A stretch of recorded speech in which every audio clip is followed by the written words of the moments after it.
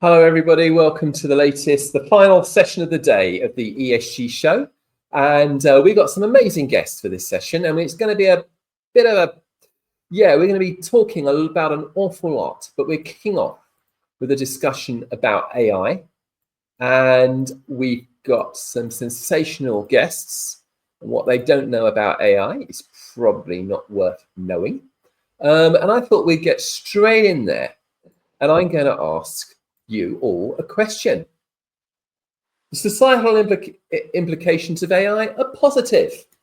Hot or cold? Do you agree with that? If you could give me all a 30-second answer, no more than 30 seconds. And as you're next to me, Alan, I'm going to ask you to go first, if that's okay. Certainly, thank you. So I think it's hot and cold. I'm going to focus on the hot in diversity and inclusion, because AI can help parse through workforce data, but also in safety, because it can monitor workplace conditions and help with employees having a better understanding and a better overall experience. Thank you very much. Matthew. Oh, yeah. I mean, I couldn't agree more with Ellen. It's hot and cold. I think I'll take the cold perspective. You know, AI definitely has the ability to scale up impact, and that includes negative impacts if we're not careful about the data that we're using, if we're not constantly reinforcing what the model is doing with some human in the loop. So hot and cold. Newa. I would say it really depends on how you use it. I mean, it's a tool, it's a sword, could do something potentially constructive with it or not. So I think a lot depends on the user's intentions. And I'm sorry, it's Noah, isn't it? I said that wrong. Noah, I beg your pardon. Christina.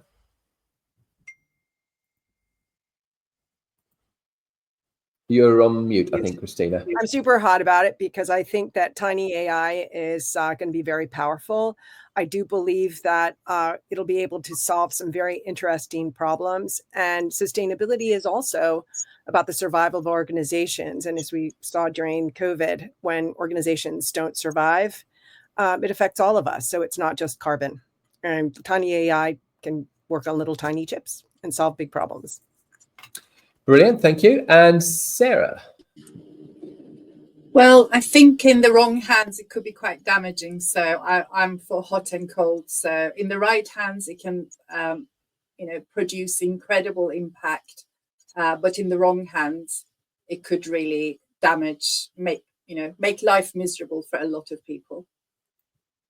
Okay, thank you. And only because you're the bottom of the screen, Bruno, not for any other reason, can you go last?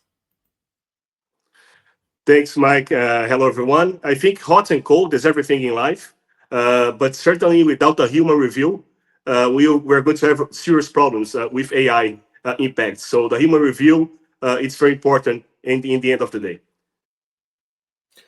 Okay, well, thank you very much. Okay, so ESG and AI. I'm not thinking, look, we've talked about the carbon footprint of AI. We've talked about how AI can be useful for ESG, and we can come back to that in a minute. But I'm interested in the relevance of ESG in terms of dealing with the societal impact of AI. How important is that? Should we do that in the opposite? I mean, do you feel like you could answer that question, Bruno? So about the use of society? Is that right, your question? Yeah, how important is ESG to managing AI in terms of its big macro impact? Mike, I think it's very important. ESG is the metrics that you could use, apply it to AI use. So for example, and vice versa. So using AI, you are also thinking about ESG, but this should be communicated to everyone. So it's a responsible use of AI. So as I said before, you have a positive opportunities, but also the negative implications. So ESG and AI cannot go alone. They need to move forward together. So that's why this panel is so important for us to discuss. And the society in general, and also the professionals must be aware of it. Okay, thank you. And Sarah, same question to you. I think ESG is the kind of guiding light for AI developments. Without it, I think AI could go really wrong. So it's very important that we follow ethical and fair practices with AI in any AI development, and use the ESG principles as guidelines for that. Okay, thank you. And Sue. Yeah, I think what we see if we look back in time, we had corporate social responsibility, and then we evolved that into ESG. And now with artificial intelligence, we need to evolve yet again. So we've got to take the principles and things that we understand about governance, about social impact, environmental impact, and build on those so that they're actually relevant to the AI risks and issues that we are unfortunately having to deal with. So yeah, we're not at the end of this journey. We're going to have to keep constantly evolving those principles and building on them, because it's a new world that we're in. Okay, thank you. And Sue, can I just say, you're a professor now. You weren't a professor last time I spoke to you. No, I've gone up in the world, Michael. So yes, thank you. Lucky to be professor in practice for artificial intelligence and digital technologies at the University of Bristol Business School, and it's a new post. Obviously, these things didn't exist long ago, so I carry on doing my work with AI governance, but then also work with the university to bring in all sorts of ideas about AI to the university, and also to help the university engage with our students, with executive education programs, and all sorts of ways that we can bring in the good knowledge that the university has, merge that with AI, and think about spreading the message. So for me, it's still that same mission that I've been on all these years that you and I've been talking, Michael, to inspire as many people as possible to use AI with wisdom and integrity. And that really is the tricky bit, and that overlap again with ESG. Well, it certainly is. There certainly doesn't seem to be much wisdom around these days. Anyway, thank you. Congratulations on that. Christina, relevance of ESG to AI. I think it's really relevant. As I said, I'm very positive about the capabilities of ESG. I mean, something as simple as an Excel spreadsheet should probably have a warning: please do not defraud organizations by making complex models and stealing money. I mean, I think a lot of people can't even understand a financial model, right? And when they first developed Excel spreadsheets, they were saying that accounting as a discipline was on its way out, and it's only gotten more complex. So when I think about social impact, and I think about all of the tools that are available from healthcare, think about the robotic side of AI and its ability to be able to use in agriculture instead of using chemicals in order to get rid of weeds, for example. There's a lot of examples in which these technologies can be used at the edge, not necessarily in a massive data center with carbon, because there's always this focus on carbon. But sustainability is about the improvement of life. And when you think about, for example, the UN sustainability goals and these, wonderful objectives of education for everyone, food for everyone, the ability to use these technologies to create sort of access and abundance, even healthcare, for example, in places like, for example, Italy, which is, in the next 4 or 5 years, we'll have a net of 50% less doctors. Without the use of these technologies, you won't be able to spread the few resources you have efficiently to be able to serve people. So I'm very pro technology as an engineer. So it's hard for me to think about just the negative side and trying to put brakes on every aspect of these technologies. Okay, thank you. And Noah. Yeah, I think both issues are very interconnected. If you think about the issues that people think about when they think about AI, they are all ESG issues, whether it's the environmental impact, power consumption, water consumption, whether on the social side, on the impact on jobs, inequality, misinformation, or of course on the G side, on AI governance and responsible AI. So I think the two are indistinguishable. Okay, thank you. Matthew. Yeah, I mean, Michael, we talked about this in a previous show. We have indeed. Yes. Yeah, I added technology in as another pillar of ESG in my book because for similar reasons to what Christina called out, like broad technology, right, has this opportunity to be a risk, has a risk and an opportunity to it. When it comes to AI, and when I'm starting to think about it from an ESG perspective, it's more about the mindset. How are you applying the lessons that you take away from your business's hardest risks and opportunities and managing those, and then applying it to AI, like Noir just said, with frameworks like responsible AI frameworks and things like that, and governance models. Okay, thank you very much. And Ellen?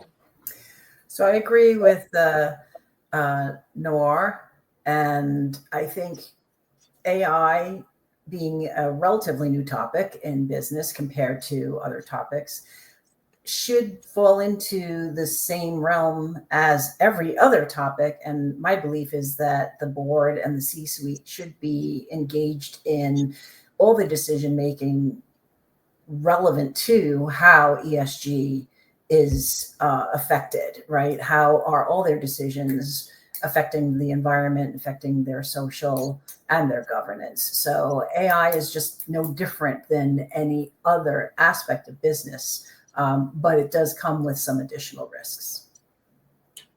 Thank you very much. Okay, now I'm going to hand over to you now, Sue. It's 3 minutes to the hour. I'm going to ask if you could try and finish at 35 minutes past the hour. So you've got 38 minutes. Over to you.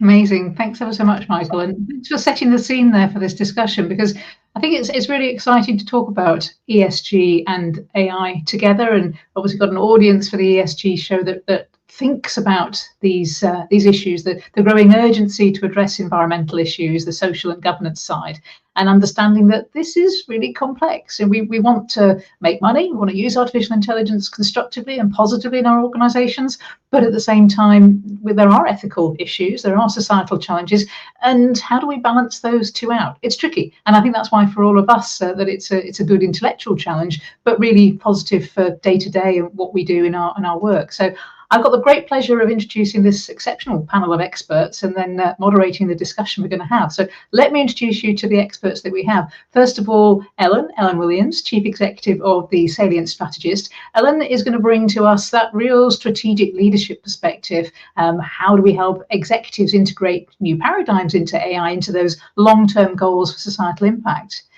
Now we also have Bruno Barata. Bruno is a distinguished Brazilian lawyer specializing in public law and technology. So I think with Bruno, we're going to really probe for you some of those insights into how the public sector is adopting and governing AI. Thirdly, we've got Nawar Al-Saidi, who's the founder and chief executive of Kanata Advisors. He's an expert in ESG in the fintech world, so that'll be interesting to see what we're looking at when we're looking at technology, including AI, how that can enhance ESG in terms of data and some of those sustainable finance decisions as well. From Microsoft, we've got Matthew Sekol. Hi, Matthew. His specialism, well, he's a sustainability global black belt, and he's going to provide us with some invaluable practical experience, demonstrating how AI, data-driven solutions can really solve some of these real-world problems that we've just been talking about. And we have also Sarah Burnett with us. Sarah is a renowned industry analyst and a thought leader on AI and automation. So her deep understanding of AI's practical implementation across so many different industries is really going to be very insightful for this discussion.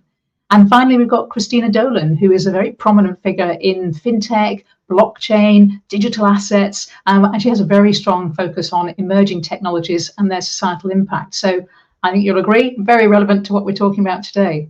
So to kick off then, let's start with that positive, that hot side of AI and the ESG agenda.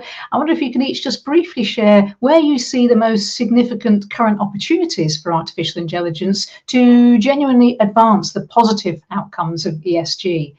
Let me start with Noah, first of all. Yeah, thank you, Sue, and a pleasure to be with you and everyone as well. That's a great question, and I'm not going to talk about how AI is going to do some wondrous things. I think a lot of the people here on the panel can share that. What I will share here is actually something that really matters to a lot of ESG professionals. I think the biggest impact AI can have is actually free time for ESG professionals to do the real job of integrating sustainability in their business. I would say at least 50% of the time ESG professionals spend in companies or investment roles ties to mundane tasks, data collection, normalization, compliance documentations, and they're frustrated because they'd like to drive impact, but they don't have the time, they don't have the resources, and one way to get the resources is to automate a lot of that, to bring in AI here, not to do anything revolutionary, like I was saying it could, but at least just to do what they've been doing, so they could work with the rest of their investment team. They could work with C-suite to understand how to go forward in a sustainable way, how to put forward, work on decarbonization planning, just become more impactful. And I think this is where we are seeing it. That's where I am seeing it with the companies we're working with. At Canada Q, we have 300 sustainability solution providers that are listed with us. 250 of them are software focused, and 90% of them are using AI as part of their solution. And I've seen just incredible productivity improvements. I've seen ESG analytic solutions that could do the work of an analyst in minutes for a task that would take potentially days to do. I've seen solutions where you just drop your kind of different receipts and bills and documentations, and they get organized. They get kind of tied to emission factors. A lot of that work used to be done manually, and it's not. And that's where I see I'm repeating the point, but this is really the most immediate, impactful point that I see. Yeah, I think that's a really interesting perspective, isn't it? It's too easy to get caught up on building something shiny and new, but actually using AI to do the day-to-day grindy stuff is the baseline that we should all be focused on first before we do the shiny new. Yeah, thank you. That's a great perspective. Thank you. Matthew, what's your perspective on the most significant opportunities that you're seeing in this field? Yeah, I definitely do not disagree with Noir. I think if you had asked me this question, maybe even just a month ago, I would have said leveraging AI to find kind of systemic connections between issues, because people tend to be really bad at that. But I'm going to pivot into kind of one of those shiny use cases that we were talking about, because I think there is some pretty substantive efforts that can be undertaken, especially in manufacturing and consumer product goods. So last year, Microsoft did some research where we were trying to lower the amount of lithium in solid state batteries. And we used high performance compute and artificial intelligence to identify 18 potential material substitutions, including one that was sodium, which is plentiful on this planet, easy to get. And now that's moved into real world testing. And what just happened this week is we kind of launched a new product that does that research. And it's completely mind-boggling. I haven't had a chance to look at it closely, but they gave a different example, which was a lot of coolants have PFAS in it, and they were trying to find a coolant that did not have PFAS, that was just as effective, that was safe for inside of a computer or a server, with the components and everything else. And in 200 hours, they identified a coolant, and they actually tested it, and they showed like playing a game with this high performance PC. It amazes me how material science will really be transformed with not necessarily generative AI, but like machine learning and high performance compute. And we're not even at the point yet where we're talking about quantum computing. Yeah. So I think if you're in one of those spaces, I think it's definitely an interesting time to be researching sustainable materials that can, really make sure that our products are low carbon or don't have PFAS in it or whatever else it is. Yeah, brilliant. That's really exciting, isn't it? So I look forward to the rest of us being able to get our hands on that research tool. It sounds absolutely fascinating. Thank you. Ellen, what are you thinking about when you think about new and the interesting, exciting things that we can do with AI? I think from a business perspective, in addition to everything that's already been discussed, there's an opportunity to leverage big data, and that includes items with sensors as well. So from an agricultural standpoint, they can sense things in the soil or the amount of water, and really make the most of the water they're using, so they're not overwatering or underwatering.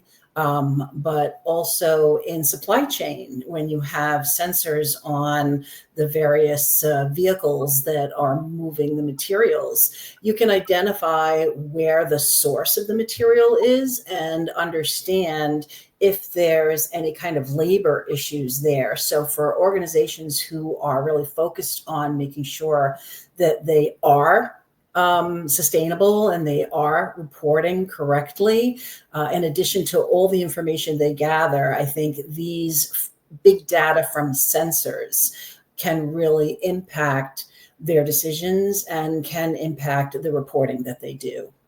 I love that, Ellen, as a perspective, that rather than we are relying on what we're being told, we'll be able to pick up the data to evidence that what we're being told is true or is slightly off or is completely off. Yeah, that's a brilliant example. Thank you. Bruno, thinking about your perspective there, the law and public services, are you seeing anything really interesting, anything that you'd like to share with our audience today on the new ways of using AI? Yes, Sue. So thank you so much again. Hi, everyone, once more. Yes, especially in Brazil, just for those who don't know, but Brazil has the world's largest backlog of lawsuits in the courts.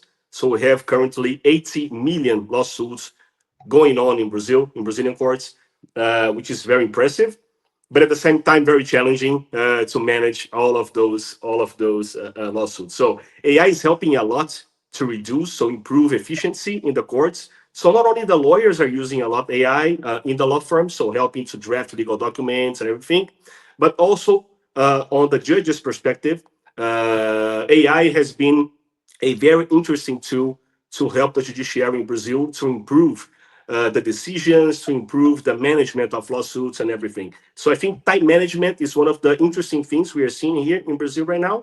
Our judiciary is very, very developed in terms of technology. So during the pandemic, for example, we have been using Google Meet or Microsoft Teams and Zoom and all those tools of video conferences to do the hearings. So we didn't lose too much efficiency during the pandemic, for example, which was very interesting. And now with the AI, it's getting even better.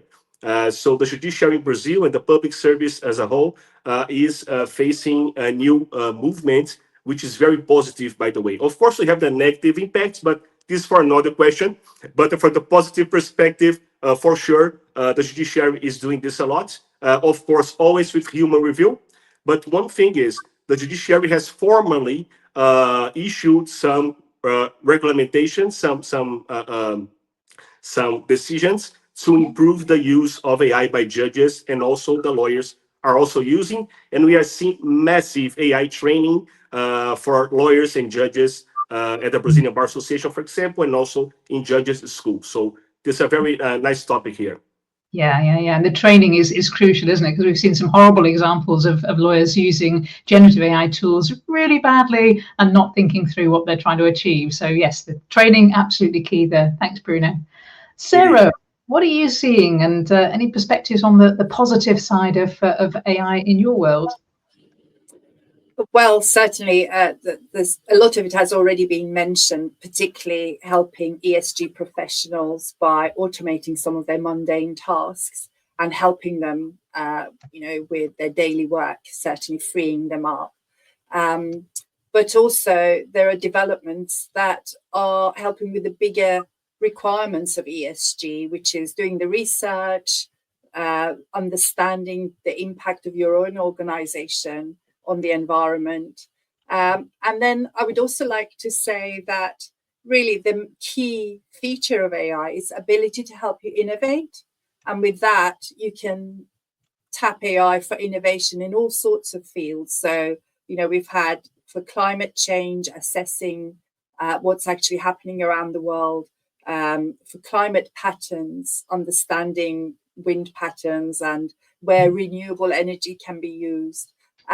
Drug discovery, which is the social impact side of it, being able to come up with drugs that we weren't able to do before because we didn't have this huge power of analytics at our fingertips.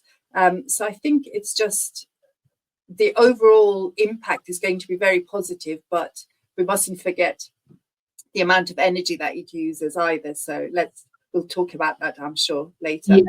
Yeah, definitely. We'll come on to that. But yes, that ability to innovate, to find new patterns that are hidden in that large amount of data, and then we can action something on top of that is incredibly important. Christina, I want to come to you for your thoughts. Last bit of being positive before we perhaps look at some of the negative side. So, Christina, your perspective on the positive aspects. So I know there's a lot of negative aspects, but when people think about the data center and the water and all that, if you look at the sort of chip design and these liquid cooling capabilities that are being built, I mean, the chip design data center is moving towards a more environmentally friendly environment. But that aside, because I feel like it gets a bit of a bad rap, and I do think that both in the Bitcoin mining as well as in the AI space, there's been a lot of innovation around energy and green energy in order to be able to adapt and figure out how to access the energy required for these technologies. So in some ways, the innovation around energy is a positive thing all around.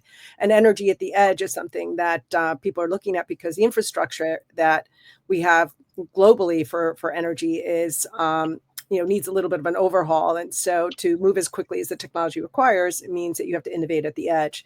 But then talking about the edge, when you think about some of these IoT devices where you have an inference on an ASICs chip, you don't need a data center. And the problems that can be solved at the edge are very exciting. You don't need massive amounts of resources. You don't need lots of compute. And the other piece of this is that, considering the European GDPR and concerns about the data, you can use this federated AI as a mechanism to be able to keep the data local on the edge AI and be able to incorporate that in the overall platform of the AI without sharing that private information. So you have the ability to be both compliant with respect to data, as well as then solve problems at a more reasonable cost. Now, these are some of the things that some of the startups that I'm involved with are working on. And then also in the cybersecurity space, right? We talk about a lot of alerts and information that are, constantly evolving. We know for a fact that the hackers themselves are using AI in a variety of different forms, and I'm not going to go down that rabbit hole. But I think that the ability to use the technology to be able to find things like anomalies and look for information that enables a more sophisticated level of threat detect and response, I think is an important one as well as also doing risk assessments. So I think that there's a huge amount of PR around, scraping the whole internet and these massive data centers and all the energy they use. And I think that there are a number of organizations that, that those concerns can be applied to. But I think that the really interesting problems from a robotics perspective, from AI at the edge for things like, medicine, agriculture, which somebody just spoke about, all of these problems are very important from an ESG perspective, and being able to use this technology in a reasonable way. You don't need a massive data center when you're talking about, these chips at the edge, and they can be done for reasonable amounts of money in a very short amount of time. And because there are all these resources available for coding now, it makes it possible for these problems to be solved very quickly. So that's one of the reasons I'm positive. I mean, as an engineer, I look at the possibilities of all the things that you can build to solve interesting problems. And I think the road ahead is very exciting. And of course, AI, robots are part of this whole AI world as well. So. Yeah, thanks, Hugh. That's a really interesting perspective. And I was listening to Reid Hoffman the other day talking about energy and the energy infrastructure that we need to build. And I think there's a lot of people in the tech space who are very optimistic about the opportunities to get that right in this next phase of development. So yeah, great perspective. I think it will just take a long time to overhaul the whole energy grid. And you're seeing a lot of innovation at the edge, a lot of AI at the edge and chips at the edge, and that don't need so much energies, and a lot of problems at the edge. So I think, so I'm very positive. I mean, I know that, these systems that are, scraping the whole internet and taking everyone's data, et cetera. I mean, that deserves its own special category. But when I think about, okay, design thinking, what is the problem I'm trying to solve and how do I go about it? I mean, only 10% of AI projects even get to completion because of the fact that most people don't even apply the right principles in order to get the project defined and sourced properly to get it to the point it needs to get to. So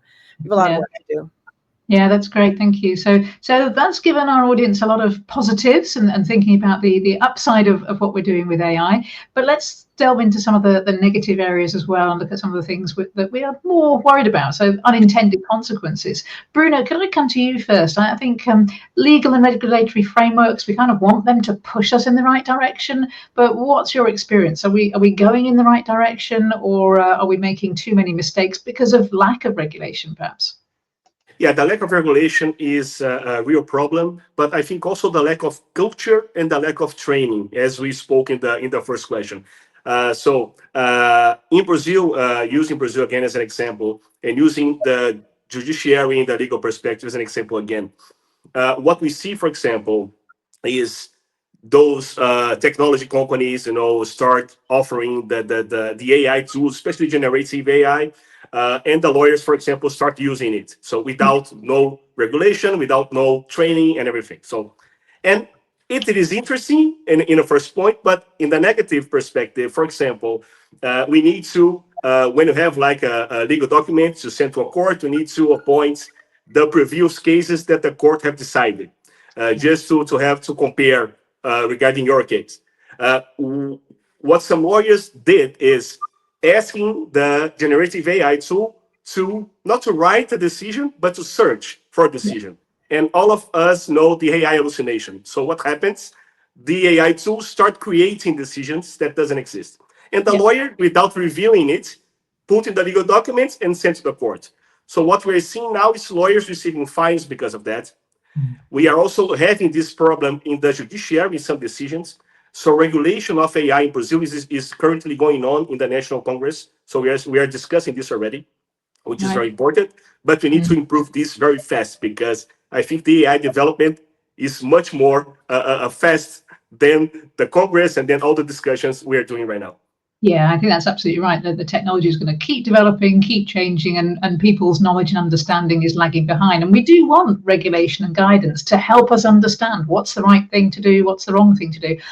We're going to keep making mistakes for sure. Yeah, thanks, Bruno. And Ellen, I wondered about your perspective. Ethical AI policies, fostering a culture of responsible innovation. What's your perspective on how we can do better, or are there mistakes that you're seeing that are kind of things our audience needs to be aware of?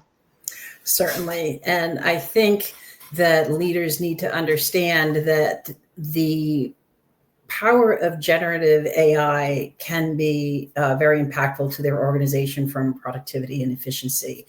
However, depending on what you're using, what tool you're using, many of the more popular and free ones, you have to actually opt out of having your content be part of their training LLM. And not everyone who uses a generative AI tool is actually, number one, aware of that, and number two, technical in general, right? It's a tool, and in some cases, it's a toy. And that I think that needs to be understood. There should be policies as far as, if you're going to be using a tool that's not under the organization's ownership, then what are you allowed to actually put out as a prompt, or here, review this information, or summarize my financial reports. And if all of that is then being part of the LLM that the chat, or not just chat GPT, but any GPT is being trained on, that could be, confidential information. It could be client information. It could be really consequential to just staying competitive, having some of that available. So internally, organizations have to realize whether or not they have a policy, there's a good chance that a handful of their employees are already using these tools. And certainly we saw a lot of the posts on LinkedIn where they sort of, I was going to say Barbie-ized, but it's not just, right? It's like action figure. That's a better word, right? Everybody was their own action figure. And so you think about, this is an interesting technology because, number one, it's available to everyone. And number two, it can be used for both personal and professional. So organizations need to understand how their employees are using it. And that also feeds into ESG from the amount of energy. And I know there's a lot of renewable energy projects out there. They need to catch up with the amount of energy that we're actually using. And by using this tool as a toy, then it's not just responsible use of it. It's a lack of understanding of what responsible use really is. Yeah, and I think that's the top tip, isn't it, for anybody watching this session? If you're not sure, not 100% positive about whether the information you're putting into a generative AI tool can be used out there in the wild to train, to learn from, to potentially be released to other people, and go and check. And it's very difficult for people who aren't technical to do that. But I mean, plug into your technical people, plug into the teams that you've got around you and ask them the question, is it safe to upload this type of document, this code, this whatever it might be? Am I doing the right thing? Because I don't think organizations are giving their teams, their staff enough knowledge and enough help to know that. Yeah, brilliant. Because by default, you're opting in. Yeah, absolutely. We don't want to get it wrong. Yeah. Sarah, thinking about risk mitigation and the things that can go wrong and best practices, how can we make things go right? What are you seeing? What can you share with the audience? Well, to tell you the truth, I'm not seeing enough proper governance. What worries me is that we are using the technology without thinking about the impact of it. So I'll give you an example. You know, I was reading in the weekend papers that so many entry-level jobs, the tasks that an entry-level graduate would do, are now automated. So there are there are hardly any jobs in certain professions for graduates. And I'm thinking, well, what about succession planning in these companies? Who's going to take over if they're not trained in what the company needs to do? Yeah. Another thing that really worries me is organizations that use AI can do a lot of all of this good practice, best practice, governance, transparency, etc. But it's, at the end of the day, it's the developers that are pushing the boundaries of AI. And we're seeing literally an arms race style of development for models and other capabilities. Where is that leading us and where are the controls over those? I don't see any. And I think, in fact, governments are encouraging them because they're in the same kind of arms race mindset. Yeah. So I'm a bit pessimistic about what's going to happen. I think we'll reach a point where we have messed up so many things that the governments then have to take action and correct the situation. But by then, let's hope we haven't got a monster AI that is eating up the world. let's hope that. Yes. The problem, isn't it? The regulation so often lags what technology can do, and we need more of an approach here, like we had around the Manhattan Project and nuclear weapons, where there was a lot of recognition about the harm it can do and a global consensus as to how to move forward. But I don't see the world getting together to do that. There's some optimism. We've got the United Nations AI for Good, which does bring together people across the world and looks at different perspectives and tries to move the agenda forward. But not everybody wants to participate. Who's following those, and who's actually at the leading edge of development following these kinds of considerations? I think that's the big question. Yeah, absolutely. Yeah, thank you. Let's just go into a bit more detail now. And Nawar, if I can bring you back in, I want to go into a bit more detail about that environmental footprint. So we've talked about the possibility of AI helping on this. We've talked about the possibility of thinking about energy infrastructure in different ways. But what are you seeing for how we're actually impacting on the environment at the moment? And are there any good stories you can share with us as well to encourage people? Well, I mean, I do think one of the challenges we have about understanding the environmental impact of AI is a lot of the Gen AI providers, the big companies that are behind it, are not disclosing the impact of their Gen AI models. And there's massive variation in terms of how efficient these models are. There was actually a piece yesterday was published in the Financial Times around AI and its environmental impacts. And there was a data point that really struck me. It was by the AI Energy Score project, or AI Energy. I believe it was Energy Score project. It was by It's an initiative, open source initiative by Carnegie Mellon University, Salesforce, and a couple of other companies. They're trying to understand the environmental kind of profile of different AI models, and based on their testing, the power efficiency, or the difference in power efficiency between the least efficient models and the most efficient models is 62,000 folds. It's just incredibly large. So I believe if you are if you're thinking about mitigating your Gen AI impact, you have to think about which model you're using. That's where it all starts. So before trying to put mitigation measures, you have to start with the right model to the degree that you have access to the data. So that's to me the starting point. Outside of that, and the way I would think about this is I would think about the environmental impact of AI from a net environmental impact standpoint. And what I mean by that is what you're doing with your AI and from a sustainability standpoint. This is a very similar approach to the one I pursued when I was for a while I was the chief impact officer at a climate fund. We focused on avoided emissions, and we were trying to understand where to deploy capital to have the most impact, climate impact, and that meant potentially investing in companies that were emitting, but their solutions would remove a sizable amount of emissions. And it's a very similar approach that I do believe ESG professionals should pursue when thinking about the environmental impact. And here, for example, I would basically distill it to when the damage of AI is less than the benefit you're getting out of it, then that's a negative use. But if you're getting more upside by actually reducing emissions at your supply chain, or potentially better managing your biodiversity risk, this is where using AI is potentially a net positive.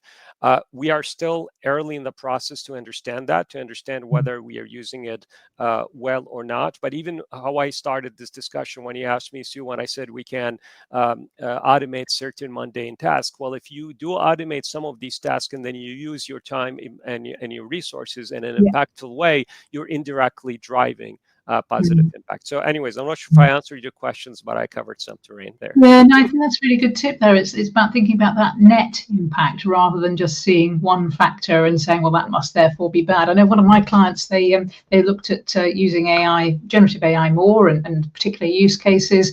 And after 6 months, they said, yeah, we're doing all these things, but we're still not sure it's the right thing to do because we can't get enough data on the particular models we're using and what their impact is. And it's a company that's very concerned about energy use, and they have their net zero goal. They can't work out whether the way they're using generative AI helps them to get towards that goal or holds them back. And we just don't have the answers. So all of us need to put the pressure on the organizations that are producing these models to say, give us the information. We want to know, it's important to us. Yeah, thank you. That's a really great perspective. Thank you.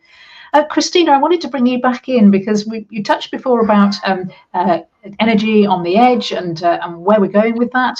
Have you got any thoughts about how we can factor environmental impacts into the assessments that people do in the ESG space? Well, so I think that unfortunately, so I actually wrote a book on ESG and data. And one of the things about ESG that I think is unfortunate is people only think about it from a carbon perspective, right? It is a sort of holistic aspect, and organizations that don't innovate are not sustainable. They're like, the Polaroids or the Kodak, right? But that being said, the companies that are innovating in the space of energy are the ones that need to figure out how to innovate in order to survive and be able to be at the forefront of these data-driven technologies. And so the speed at which the innovation happens, you look at the chipsets, and typically, from a financial perspective, the write-off on capital expenditures, is something like 6 years. But now, of course, you're replacing the chips every year. So that's having an impact from a financial perspective in terms of how to manage that. But that innovation, though, is a good thing because, as I said before, the chipsets are moving towards liquid cooling. And the organizations that are driving these technologies are realizing, okay, I need energy. So, for example, there were some big data center developments that were actually paused as a result of the fact that they weren't able to get the energy required in order to be able to build those out. So I think that you're going to see a lot of innovation at the edge because overhauling the networks is not going to happen at the speed of innovation that you're seeing with most of the technologies that are leading the causes that are driving the revenue and making the changes. Yeah, that's great perspective. Thank you. We are down to our last 5 or 6 minutes, so I'm very aware Michael's going to cut me off if I don't move on. I want to think for the last section here about the future. So we've talked a bit about innovation, we've talked a bit about scalability. Matthew, I think you've got some perspectives on what we can do to really get some more progress towards those UN Sustainable Development Goals. There's lots of things that people are talking about, but what are you seeing? Yeah, I think it comes back to me around systems thinking and trying to connect the dots between these issues. And I mentioned this in the last panel about investing, actually. It's mind-boggling to me how investors, companies are not putting together the basics of systems level thinking. And what I say that is I talk to so many companies and so many investors, like that is my day job, to talk with them. And I'll mention things like climate risk, just broadly. And to what Christina said earlier, so many of them are focused on carbon and that mitigation piece that they're not even looking at climate risk, which means that they're not even looking at systems level climate risk, which is a little bit different. And I'll give you a quick example. I worked with a partner who was working with the state of California on the LA wildfires, and they were doing satellite modeling and what was the weather going to do in the next week or two. And they saw the atmospheric river forming off the coast. And while, somebody who's not a climate scientist like me might think, hey, that's great news, the wildfires will stop because we'll get a deluge of water. What this partner, and their name is Earth Knowledge, what they realized was all of that commercial and residential, those things that burned are going to start moving via water around the area. And then that's going to create another crisis. It's going to get into the groundwater. It's going to get off the coast. AI can help surface that information that we're really, really bad at, especially in our value chain, especially if we have global South countries in our value chain, because they may not have access to the tools to do that. And in order to help protect our business, we have to help protect our value chain. So I'm really hopeful that companies start breaking down their internal data silos, layering on external satellite imaging, weather, climate, social data, working with those local governments to really surface those insights that will actually help save people in the near term. Right. That's a great perspective, isn't it? The information is out there. Our human brains are probably going to be focusing in the wrong way. So we need the technology to push us to focus in other areas. Yeah, that's great. Thank you. Yeah. And Nawar, I think you have a perspective on this as well. These UN SDGs, they focus a lot of attention on them. We again tend to focus in on the ones that appeal to us most or relate most to our work. Are you seeing ways that people are using those SDGs to broaden their thinking and to take a different approach? Absolutely. Well, in ESG, SDG was always used, rightly or wrongly. But in terms of AI potentially playing a role here, I mean, I could just out of the top of my head, I can think, for example, about SDG 2 and zero hunger, for example, or SDG 13, where precision agriculture, in terms of optimizing water use, fertilizer use, pesticides use, using AI. Is incredibly powerful in increasing productivity and also making agriculture more sustainable. And I mean, if you think about water, for example, 70% of fresh water use goes toward agriculture. So all of that is incredibly important, and that's enabled by technology. If you think about disaster relief and projecting disasters, and Matthew just talked right now about the LA fires. that SDG 11 in terms of sustainable cities and communities. If you think about the medical innovation in terms of healthcare, improved healthcare, finding new compounds, projecting outbreaks, optimizing the delivery of healthcare. That's SDG 3 on good health and well-being. So technology can be, and AI in particular, in the context of a purpose-driven usage and within an ESG framework, can be a very powerful enabler to allow us to deliver on the SDGs. But having said that, we're way behind in terms of what we need to do. I mean, we talk about the SDGs, but I think we have to be fair that we're allocating a fraction of what we need to allocate to the SDG goals, which will probably be updated in the near term. Okay.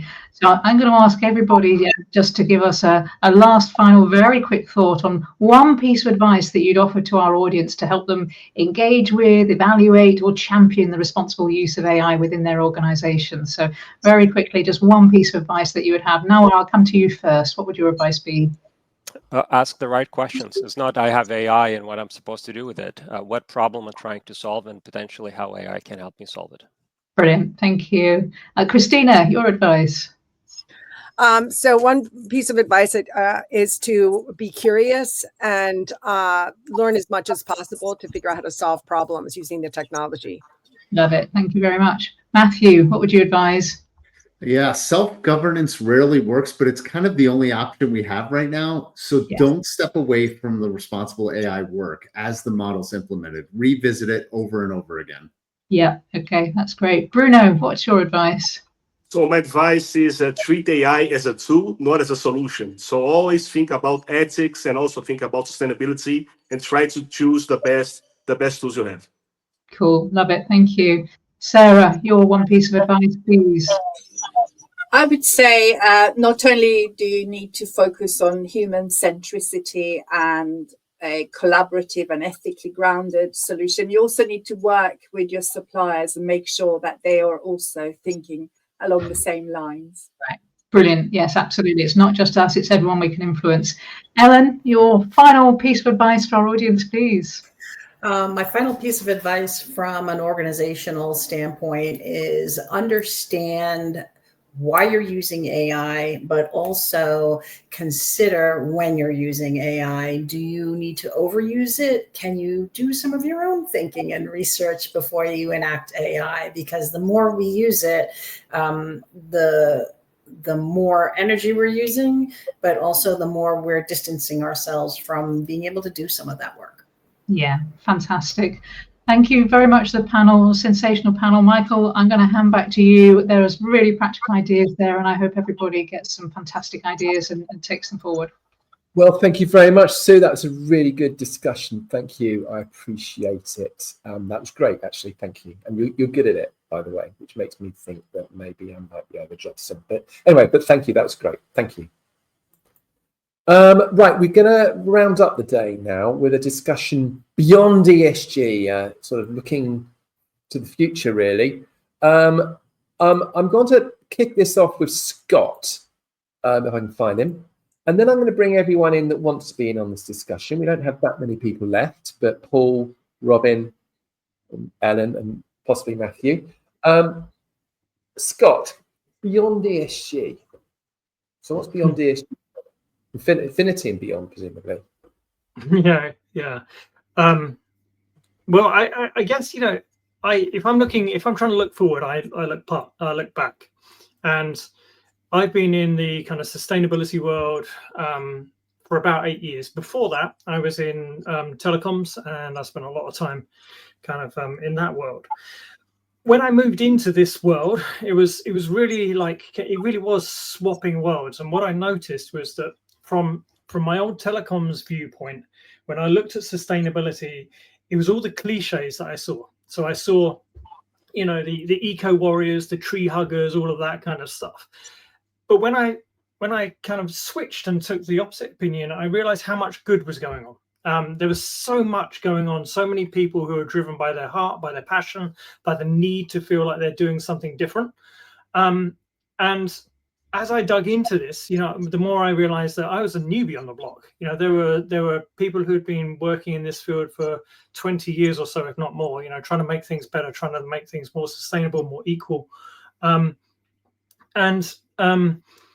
was actually around that time I found the SDGs, but that's another thing we can talk about in a minute, maybe. But what happened since then is we had this energy crisis, and all of a sudden sustainability, in my view, became very trendy and very cool, not because it was necessarily the right thing to do or everyone suddenly changed their ethical stance, but it was a way to virtue signal, but also to save costs.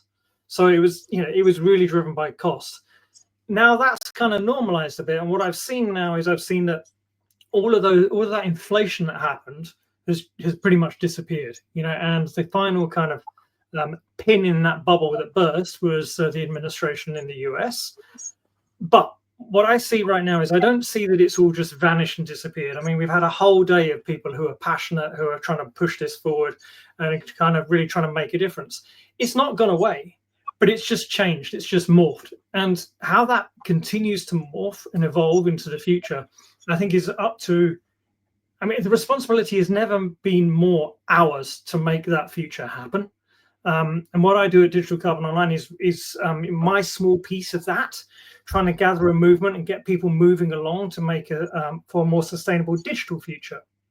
But I think we're living in a world where the words are very much, and the vocabulary is very much politicized, but the need isn't. The need is true. The need is human. The need will always be there. And however you feel about human and nature, we are kind of in this together. So we better figure that out. So that need's not going to go away. And the action is not going to go away either. It may be harder to find the resources, the backing, the support you need to make that action happen. But I think we're just going to buckle down even more, go back to what it was before the energy boom, and find those ways through innovation, different positioning, different marketing. And I could think, regardless of political trends, or time marches on. So I think we're going to shift from talking about what the metrics are or what the mechanics are. That's still going to be incredibly important, but as time marches on, it's much more important to see what the outcome is. So we're going to see a lot more outcome, and that outcome will be positive, but it will also be negative, like the greenwashing session I was part of earlier on. We're going to see people make mistakes, whether deliberate or accidental. We're going to learn from those, I hope, collectively, and kind of move forward in a better way. But I think we live in a capitalist machine, and I think it's therefore beholden on that machine to find a way to create value out of ESG, and therefore kind of move it forward on an ESG kind of value creation kind of basis. And whether that's through mechanisms and ideas like responsible business or conscious capitalism, I think that is also going to be a significant part of what happens in the future. So no, in my opinion, it's not going away or never go away, because it's a human nature need for us to do things better, more sustainably. How we talk about it, how we achieve it, that's where we're going to find new innovation, new ways of doing things. Okay, thank you. So it's not dead, it's resting. Maybe it's resting. Maybe it's pining for the fjords. I don't know. Pining for the fjords. Yeah, maybe it is. But it's definitely not dead. It's evolving, and I think we have to pivot. We have to change our attack. If that purpose that drives everyone in this space, that's not going to vanish just because somebody said, don't do that. We're still going to push on. I believe. I do. Okay, fair enough. Okay, so Robin and Matt, Paul's not here at the moment. What are your thoughts? What's next? Hello, Paul. So what's the future? Crystal ball gazing time. Robin, you're first on the screen. Do you want to gaze into your crystal ball and predict what the future will be like in the year 3000? No, in say 2 years' time. 2 years' time isn't very far away from a sustainability perspective. I totally agree with Scott. I think that it's very early days. We're in the early adoption period for an awful lot of people trying to learn about something they knew nothing about 5 years ago. I think that maybe COVID provided us with a little bit of an opportunity, some spare time, to realize that nature is much better off without humans than with. And that reality was a little bit of a ground rush for companies, for individuals. But we haven't really moved beyond self-interest in the vast majority of cases. And until we actually see the political movement being influenced by the proactive businesses, of whom I believe there are actually quite a few, until we actually see ESG reporting produce sustainability results, then I think it's going to be quite hard to really galvanize a greater level of interest and a greater level of momentum. But it will happen. And there's an inevitability about it because we've got no choice. So the longer we take to come to the realization that we do actually need to do something about it, the bigger the problem will be. But that's also inevitable. So I think that, in 2 years' time, I don't think the conversation will have moved on a huge amount, but it will have moved on. In 5 years' time, I think we'll be dealing with a very different conversation. I think by 2030, we will have some hairier, nastier circumstances going on around the planet. I think we will have more migrations, mostly from water resource related issues, but also from heat and also from fire. And governments are going to find it harder and harder to be able to sort of make excuses for it. And so we're going to try and stop it and immunize themselves from the issues that are, I mean, really, they're already there. The signs are very clearly there. And I think most of the population of the world recognize it and see it. So it's just a case of that self-interest. We just need to overcome it. All right. Okay. Thank you. I mean, personally, I think by the year 2030, the business case for renewables will be so overwhelmingly good that it will be very, very difficult to argue against them. That's my own personal view. That's renewable energy, of course. But Matthew, maybe it's the ESG mindset that's the problem. What are your thoughts? Yeah, I'm going to be more doom and gloom, actually. So I've been writing about lately the word intractable. Not that, and I'm not suggesting we replace ESG with intractable, but I'm starting to see the Intractable Show. Yeah, no. I'm starting to see ESG problems and really more emerging business problems as intractable. They're very hard to govern. And what I see happening in the near term, at least here in the US, is the stability of the business operating environment is being eroded right now, which is going to, in the near term, in the next 2 years, to your point, really cause some serious crises at companies and maybe even extend out into the public, which I would, certainly don't want to see. But safety nets are gone for companies, for people. I think it's going to come around and push hard the other way as these disasters start combining in a polycrisis, like the World Economic Forum says. So I'm a little bit more doom and gloom, but I apologize. Okay, well, apology accepted. Paul, what are your thoughts? I think you're probably on mute. I think.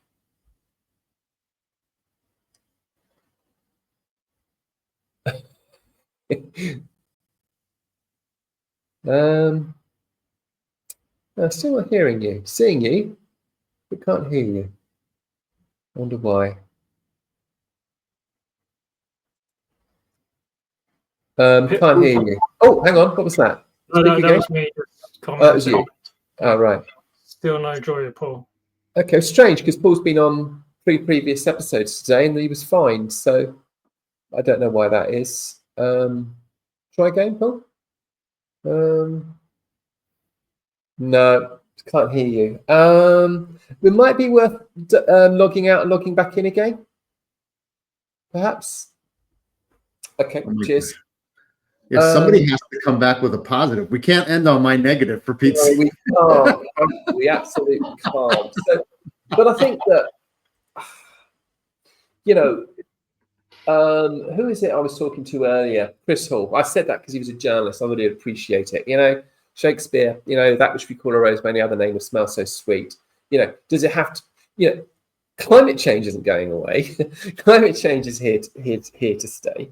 We were talking about the importance of governments and regulations in the field of AI, which I think comes under the banner ESG. That's going to be very, very important. And it always amuses me, Tucker Carlson hates ESG, as is well known, but he's also very worried about AI and thinks that it needs regulating. And I'm thinking, there's something, there's a flaw in the logic. There's a gap there somehow, but it seems to me that maybe the problem is it's a PR problem, and I don't know. I just want to say I live in this state of superposition where I am both entirely optimistic and entirely pessimistic about our future. And I think, anyone who works in this field is always bouncing between those two things. So I agree with you, Robin. I agree with you, Matthew, as well. I think, the future is both good and bad. We just haven't decided which one it's going to be yet. And I think in the coming years, I really hope that we come together and realize, we can't mess around with this anymore. We just got to get on with it. But the thing that worries me is the conversation that we had with the Brigadier earlier on as well, Michael. At what point does national defence trump sustainability, and kind of how those two things play out together? Because there could be a higher defence need as the sustainability needs escalate globally as well. So anyway, Paul, let's hope we can hear you now. Michael, can you hear me now? We can hear you. We can hear you. We can hear you well. Look, outrageously positive for these reasons, and it's at the edge of space. I hear Matthew. I think it's a great tragedy for the US at the moment. You're just losing years. The fact they've switched the IRA off, etc., whatever. But my outrageous positivity, and let me start with Scott's point. Defense is just part of systemic governance, right? And Europe was asleep for the last 40 or 50 years. Okay, and I think Trump has done us a huge favor to wake us up. Sustainability and military defense. At the end of the day, free liberal democracies, you've got to protect that. It's a huge part of sustainability. But in terms of outrageous optimism, a few things. I think there's a range of forces. One, if you look at the financial system, there's some really weird stuff happening, right? And it's because the prudential oversight bodies have had sustainability driven into the heart of them.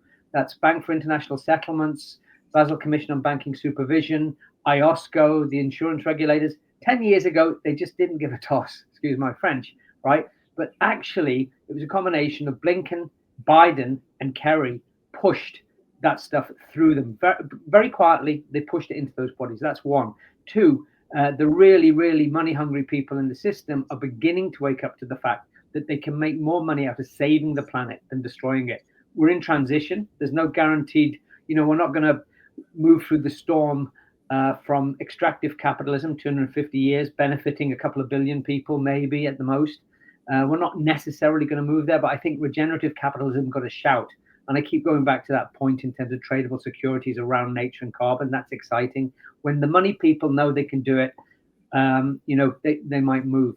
I would say in terms of positivity as well, look, if you were born in 2000 and you're now 25, you would have seen the financial crash 2007-8. Maybe it affected you, maybe it didn't, but it might have done.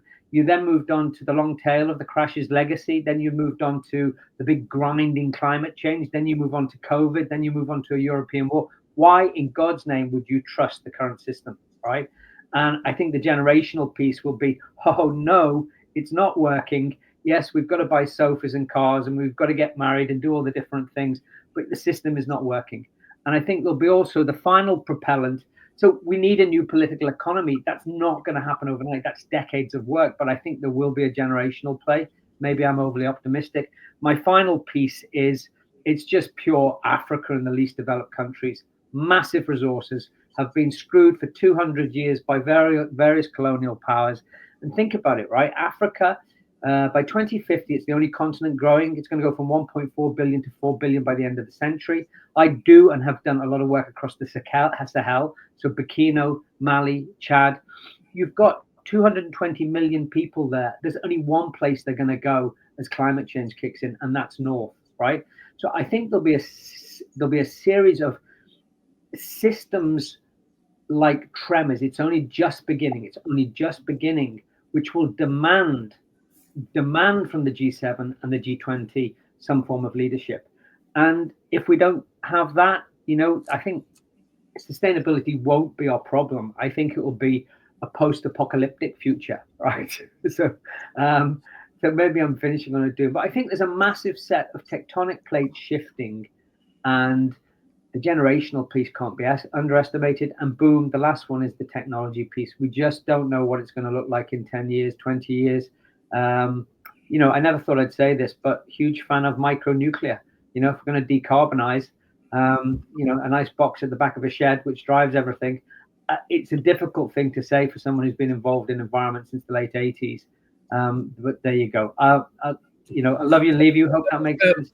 I don't know much about micronuclear. I think I liked your analogy with quantum computers earlier, Scott. That you're in superposition. I thought it was quite a nice metaphor. I'm a bit with you on that one, Paul. I'm kind of bullish about the European economy, and I include UK, and I probably include Canada in that, which is that I wonder whether the last 30 or 40 years, defence leads to innovation. This is a conversation I had with the Brigadier earlier.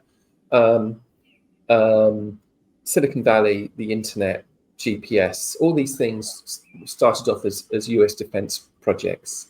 And whilst Europe has not been putting its fair share of money into defence, an awful lot of that money it has been putting into it has been feeding its way into the US because it's buying US equipment. And now we're seeing a very sharp turn, and all of a sudden, resilient supply chain, the onus in Europe is for the money to be spent locally. And then in combination with that, Germany is talking about ditching its fiscal rules. Germany's got the lowest GDP, lowest public debt per capita in the G7 by a long way. I think I worked out it could increase its public debt to GDP by 30 percentage points, and it would still have the lowest public debt in the G7 to GDP. And it's talking about spending a lot of that money on defence and infrastructure. So I think we're going through a very scary period, definitely scary, but I think there's a lot of opportunity as well. Okay. Anybody else got anything else to say? We really want to be finishing about now, really. So if you want to say anything else, I can give you all 30 seconds each. Okay, I'll take 30 seconds and say, I think it depends on how well we can dance. I totally agree with everything that being said. I think that there is some really bad scenarios. There's some really good scenarios. And I think we're going to stub our toe now and again and not dance very well. And I hope, and I think it is a hope against hope in some ways, that we are going to be able to get through it as cleanly as possible. But I think we've got to learn how to dance real good over the next few years. Okay, so we've got to learn how to dance. Michael, I'll do 30 seconds if I may. Look, the economists in the 20s, Pigou, and before that, and Galbraith, they nailed externalities about 100 years ago. They got it, both the environmental and the social side, and we basically ignored it for 100 years with a propelling sort of neoliberal capitalism from the 50s, 60s onwards. We've got to learn the lessons. I'm a great believer in the planet's regenerative capacity at every level.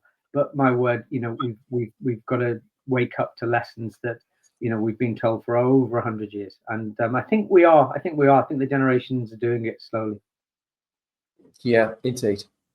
Matt, do you want anything to say? And then I'll give the last word to Scott. Yeah, I'll wrap with a little bit more positive. Keep pushing. Like there's been a lot of really talented people that you've had on today, Michael. Some approach it like I do with through materiality and stakeholders. Some are trying to make impact. Whatever way you're doing it, just keep doing it and keep evolving. To Robin's point, keep changing because things are going to change around you. Okay, thank you, Scott. No, thank you, Michael. So just to final point, I guess from me then, Matt, I completely agree with all of that, and I would say, there's a quote that I lean on from Van Gogh, which goes something along the lines of, "Great things come from a series of small things coming together." And I think if we can all do our bit, all keep improving, all keep moving forward, then I have a great belief in our ability to endure. I just hope we can all come together in time. Well, thank you very much, guys. I Yeah, well, it's good, optimistic note. Thank you very much. I think we've had some amazing speakers today. I think it's some really good conversations, and you guys undoubtedly amongst those amazing speakers. So thank you very, very much, and hopefully I'll be seeing you all soon on an ESG show. But thank you very much. And on behalf of everyone, Mike, well done, you. Really fantastic job, mate. Yeah, well, thank you very much. Michael, not to finish on a downer, but we're lacking diversity on this final panel. Let's recognize that, and we will improve it next time, right? We did quite well in previous sessions, though. I think I haven't worked out what the split was, but we no, it's all right. This is not a good example. This panel. Okay. No, but it reminds us we can't take our foot off the gas. All right. No, I think that's a fantastic job. Well played. Well done. Thank you very much. Thank you, everybody.